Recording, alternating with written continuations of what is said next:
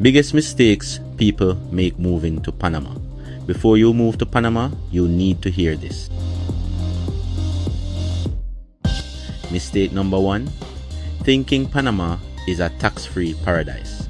It's tax territorial, not tax-free. Foreign income is not equal to local income.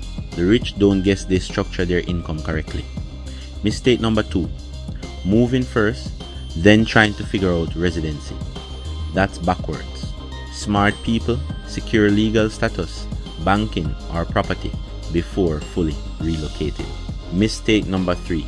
Choosing lifestyle over location strategy. Beach views don't build wealth, systems do. Some people save money but lose opportunities because they didn't plan long term.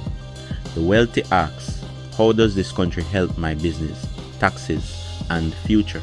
Comment Panama if you want. The right order to move legal setups countries people pair with Panama. This is chess, not checkers.